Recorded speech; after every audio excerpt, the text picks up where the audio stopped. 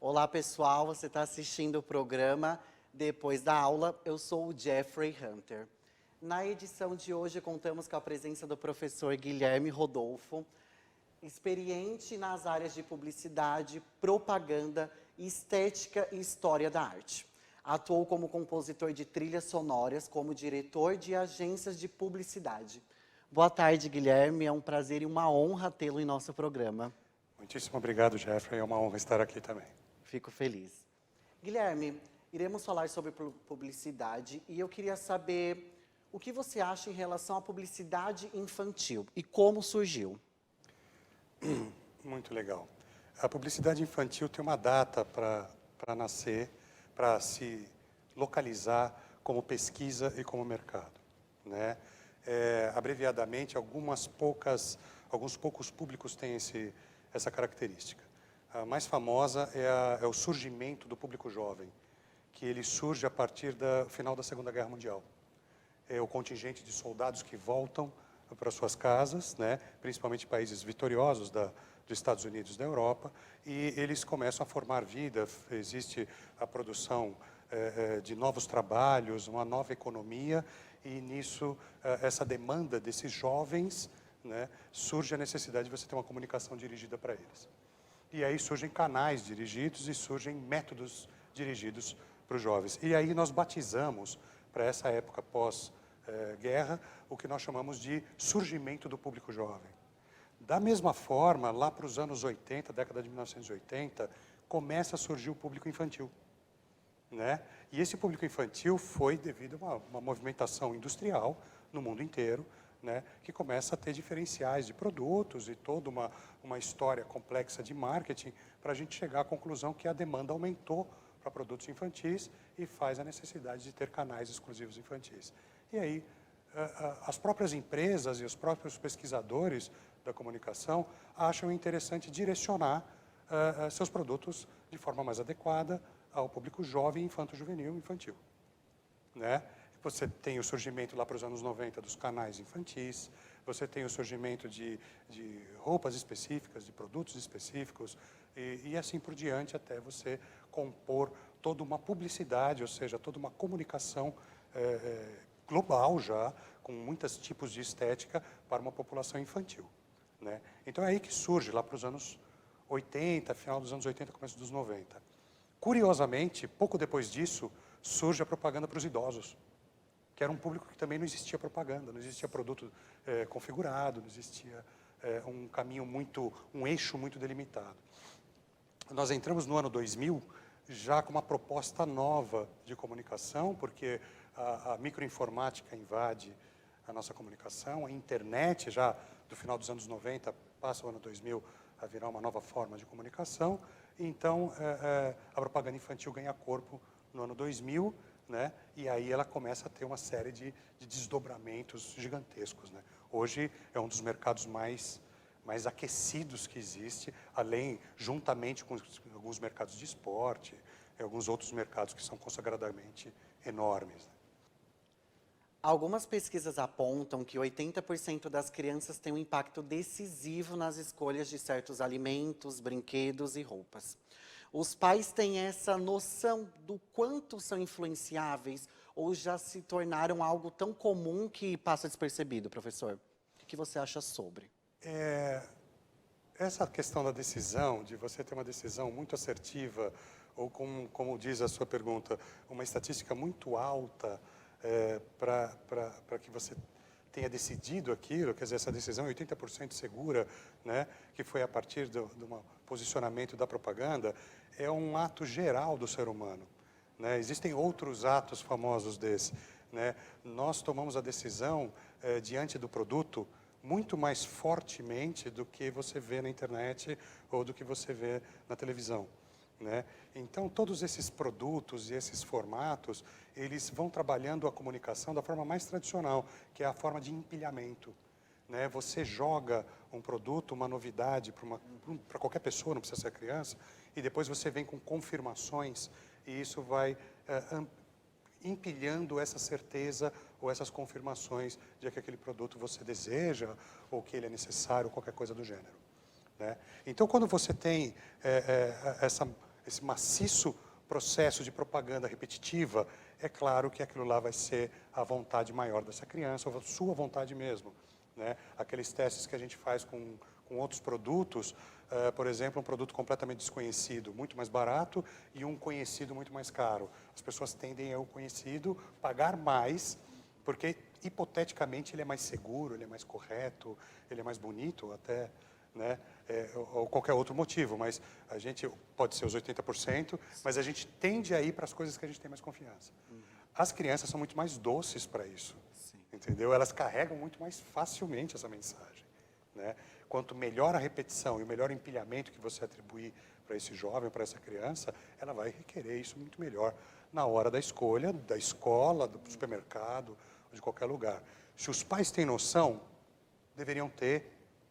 Bom, todos nós temos noção do nosso mercado. Sim. Né? Tem um publicitário norte-americano que ele diz que a publicidade torna o suco mais doce, torna o carro mais veloz, torna a roupa mais bonita. Entendeu? Então, nós atribuímos valores às coisas. Né? O publicitário faz isso.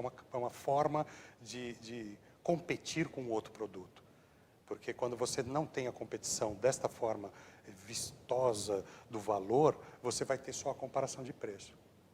A propaganda torna aquilo mais possível, a propaganda torna aquilo mais brilhante, torna aquilo mais doce.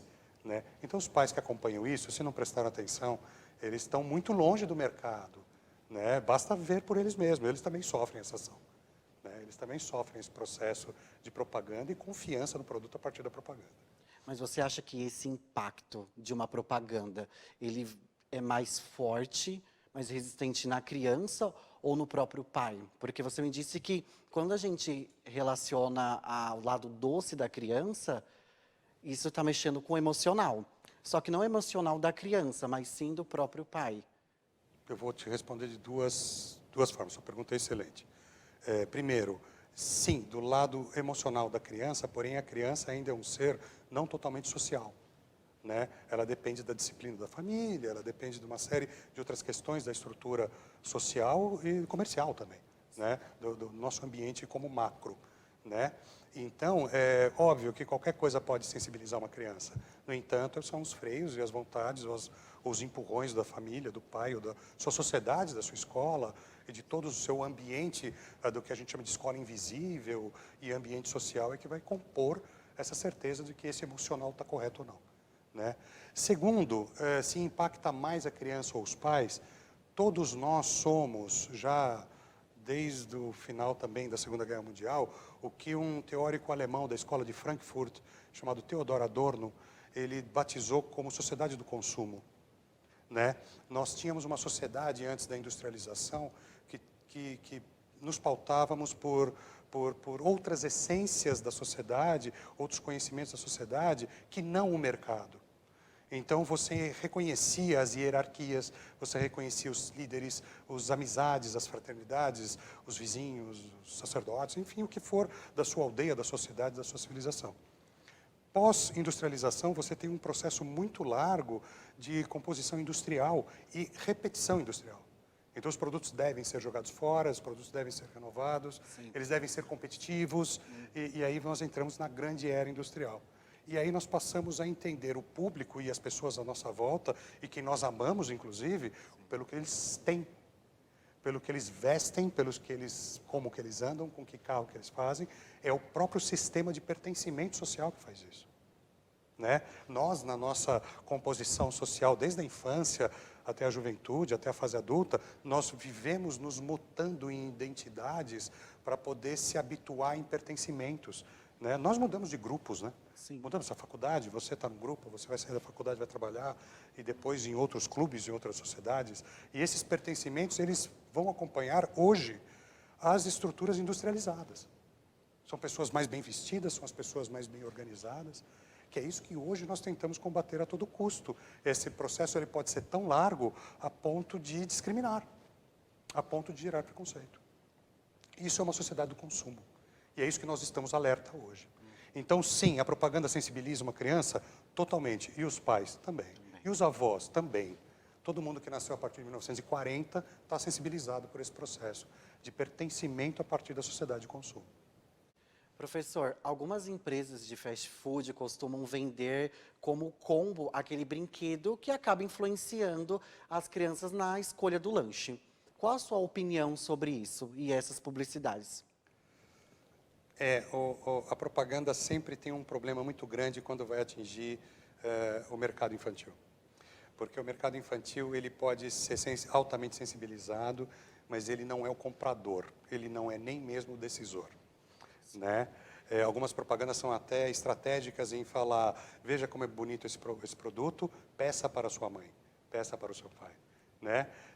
Ou faça parte desse grupo pedindo para alguém. A propaganda já joga essa mensagem, porque sabe que essa criança não é o decisor, nem é o comprador, nem o investidor desse tipo de processo. Um fast food, ele já é uma coisa disseminada numa sociedade com alguns tipos de produto que já estão banalizados. Né? Sim. Né? Então, qual seria o seu recurso como publicitário, como comunicador, para fazer vender um produto num dia a mais, numa promoção? Né? Essa promoção tem que envolver brincadeira. Né? Educadores não gostam. Né? Os publicitários amam, mas os educadores não gostam, porque acaba associando o alimento e a felicidade do alimento com a felicidade do brinquedo. Então, prêmios para alimentos, a gente sabe que não é uma coisa muito positiva, embora a publicidade faça isso todo dia. Né? O cereal matinal é feito assim, café expresso para adultos é feito assim, e uma série de outras coisas são premiações. Né? Então, você compra o produto e você leva um prêmio. O próprio combo do produto do desconto. Né? Faça parte de uma promoção que vai só até sábado. Famosa promoção. Você faz parte desse grupo que pertence a isso e que pode ser favorecido por isso. E isso, você aponta, isso quando acontece de você comprar, ganhar um prêmio, o vantajoso não é para você que está vendendo, mas para mim que estou comprando. Para você que está sendo, entre aspas, iludido com esse processo. É uma forma de manipulação, mas é uma forma consciente de manipulação. Né? Ainda existe, é um recurso de propaganda antiquíssimo, acho que deve ter quase 100 anos, um processo chamado Revista Seleções. Aqui no Brasil chama Seleções, nos Estados Unidos é mais antigo, que é uma revista que chega na sua casa gratuita com um brinde. E se você responder um cupom, você ganha a outra parte do brinde, de graça. E você responde e ganha mesmo. Só que junto vem um outro brinquedo que depende de mais um pedaço. E assim vira um chiclete que você vai montando, gastando pouquinho, parece que é pouquinho, fica naquele mas isso ciclo. vai crescendo. Então, esses são recursos famosos da comunicação, que eles precisam atrair as coisas que são, às vezes, muito simples ou repetitivas demais. Né? Que é o caso do hambúrguer do McDonald's. Né? Ele tem um padrão que a criança, ainda mais na diversidade de escolhas que tem a criança, ela vai perder a vontade de o primeiro, o segundo, ele vai gostar. O terceiro, não. Você vai comprar pelo brinquedo. Vai comprar pelo brinquedo. Sim. Nos Estados Unidos, Joe Biden pediu a proibição da publicidade infantil na internet. Em sua opinião, isso é realmente possível? Quais serão os desafios para colocar isso em prática? Eu não acho que isso seja possível, porque eu acho que não é nem necessário. Isso é fruto no meu ponto de vista, é fruto de uma sociedade talvez conservadora, que está preocupada e ouvindo muito essa condição dos educadores, talvez de um pessoal mais tradicional, que queira proibir um setor. Né? Proibições, elas sempre são contundentes demais para a sociedade. Vide aqui no Brasil que já tentaram proibir, por exemplo, ritmos musicais, tipos de manifestações culturais, porque são atribuídas a algum tipo de comportamento. Né? Isso culturalmente nunca é bom, né? E realmente você não tem pesquisas que prove que isso vai ser pejorativo, que isso é tendencioso, que isso de qualquer forma, que tem alguma afronta à sociedade. Então é um grupo realmente pequeno que está fazendo uma força de lei, está tentando fazer uma força de lei, para tirar o tipo de propaganda, mas sem mostrar efetivamente qual que é o problema disso. Né? Eu acho muito difícil ele conseguir, ainda mais num país que tem uma democracia forte como os Estados Unidos. Né? Se seria possível se você tivesse o mesmo processo que teve o cigarro. Né? O cigarro ele tinha uma campanha muito forte no começo do século XX, ou final do século XIX, sobre sobre a saúde, e quem fuma é saudável, para a época, sabia? As propagandas antigas, inclusive brasileiras, falavam assim, cigarro é uma forma de saúde, peça um para o seu médico. Existia um desenho do médico, né? Quando esse conceito foi mudando e se adaptando, e claro, com pressão da indústria, pressão de capitais, pressão de representantes e tudo mais, uma hora ele caiu numa realidade social que isso acaba trazendo doenças, acaba enchendo os sistemas hospitalares, acaba trazendo uma série de dificuldades, então é hora de falar a verdade. Então, depois de falar uma série de verdades, entrou por um longo processo de propaganda negativa e só no final disso é que teve a proibição, né, de uma propaganda de cigarro, por exemplo. Sim. A infantil, eles ainda estão cogitando se isso faz mal ou não. E para infantil, eles têm uma coisa que não vota a favor deles, porque o tempo de você pesquisar isso é muito longo e a criança cresce. Né? Então, você não vai ter uma criança pequena durante 10 anos para você saber se isso é pejorativo mesmo. Então, eles estão se desenvolvendo, eles estão tentando provar que isso é negativo, que isso é pejorativo. A indústria deles infantil é muito forte e tem uma série de coisas positivas na indústria também. Né? Não adianta você atacar o meio ou o mercado dizendo que aquilo é pejorativo e pronto. Ao contrário dos cigarros, brinquedos, existem uma série de desenvolvimentos cognitivos, tem uma série de desenvolvimentos motores, tem uma série de questões que não precisa ser completamente banido. É realmente uma caça às bruxas, eu acho que não vai precisar fazer isso lá. Por fim, para você, qual será o futuro da publicidade infantil? A publicidade infantil, eu acredito que ela vai se enquadrar da mesma forma como a publicidade atual está se enquadrando aos grandes sistemas de informação. Nós temos um jargão, né, um ditado rápido do futuro da comunicação, que nós dizemos que no futuro faremos 40 propagandas para 40 pessoas para comprar 40 carros, só. Se você fizer mais 50 carros, nós fazemos 50 propagandas para 50 pessoas. O que quer dizer isso?